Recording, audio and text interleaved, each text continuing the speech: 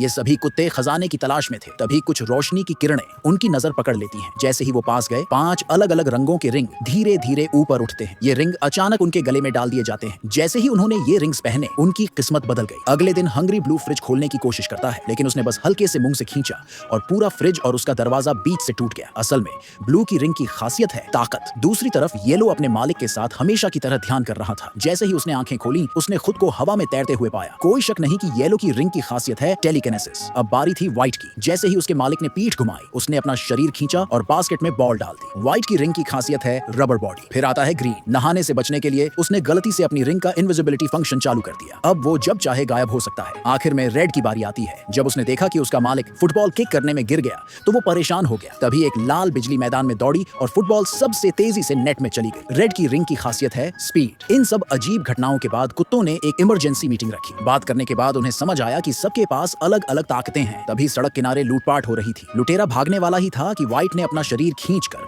उसे सिर के बल गिरा दिया। इस घटना के बाद रेड के दिमाग में एक आइडिया आया। उसने कहा कि वो अपनी ताकतों का इस्तेमाल बुराई से लड़ने और अच्छाई को बढ़ावा देने के लिए करेंगे। सब कुत्तों ने उसकी बात मानी और एक टीम बना ली। इस तरह सुपर वुल्फ टीम की शुरुआत हुई। उसी दिन ब्लू ने देखा कि 2 लुटेरे एक कैंडी स्टोर लूट रहे थे। कुत्तों को कुछ गड़बड़ लगी और वो फटाफट स्टोर में दौड़े। लुटेरे कुत्तों से डर नहीं रहे थे, उल्टा वो उन्हें छेड़ने और चिढ़ाने लगे। अब कुत्ते गुस्से में आ गए। रेड ने रस्सी उठाई और तेजी से एक लुटेरे की तरफ भागा। लुटेरे को कुछ समझ आता, उससे पहले वो बंध चुका था। फिर ब्लू ने अपने मुंह में कैंडी भरी और गोलियों की तरह दूसरे लुटेरे पर बरसा दी। कैंडी बम का सामना करते ही फीमेल रॉबर खुद को संभाल नहीं पाई और तुरंत जमीन पर गिर पड़ी।